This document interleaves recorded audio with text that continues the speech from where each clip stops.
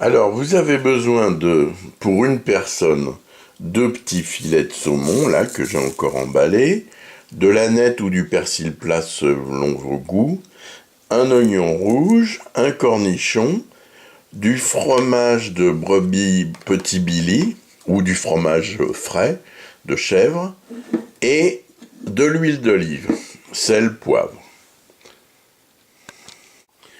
Alors, comme je suis courageux, je hache l'oignon à la main. Je ne le fais pas à la machine. Regardez, c'est très rapide.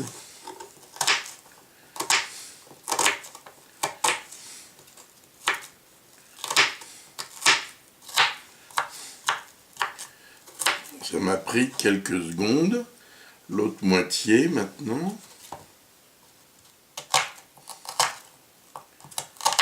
Voilà. Je réunis.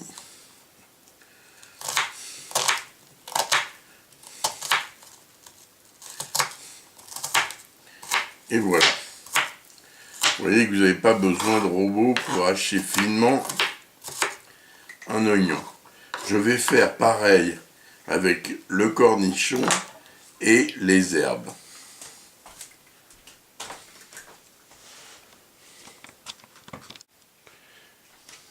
Je vais à présent couper le saumon.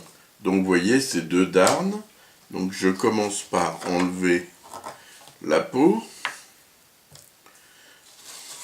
Voilà. Hop là. En voilà une. L'autre.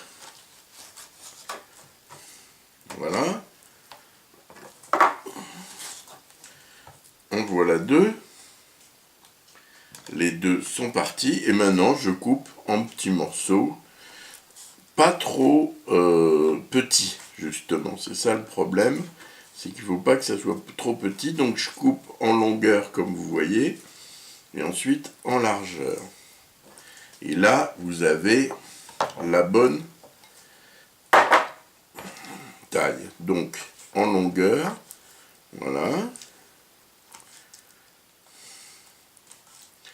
Puis en largeur, et vous avez la bonne taille.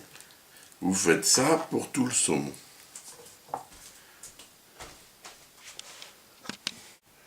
Voici maintenant la préparation de la sauce. Alors je prends 2 cuillerées de petit Billy. Donc vous voyez 1 et 2. Allez, je rajoute un petit peu. Voilà. Ça fait à peu près ça. Je rajoute de l'huile d'olive. Je dirais 1, 2, 3. Allez, 3 et demi. Et maintenant, il va falloir remuer à la fourchette pour homogénéiser. C'est-à-dire que ça ne fasse qu'un. Voilà, vous remuez jusqu'à ce que l'huile d'olive et le chèvre ne fassent que une seule texture.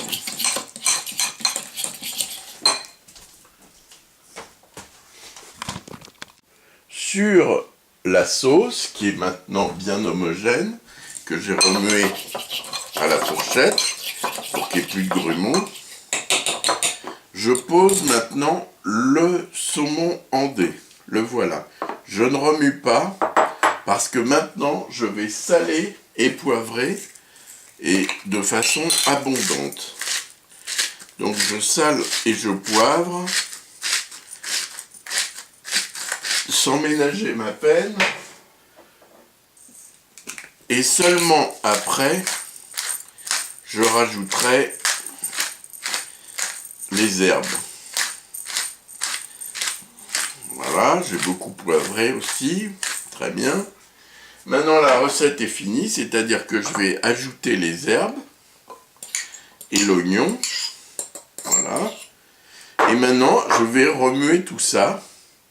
Et après, je présenterai dans une assiette. Donc maintenant, on remue. On remue le tout pour que ça fasse un résultat homogène entre la sauce, le sel, le poivre, les herbes, etc., etc.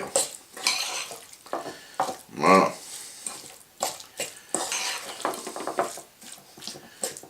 Ça y est, c'est relativement homogène. Donc maintenant, il ne reste plus qu'à faire une présentation correcte.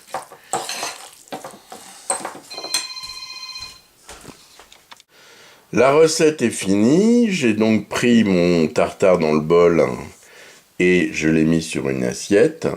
Ce tartare aux chèvres est un vrai délice et je vous souhaite un bon appétit.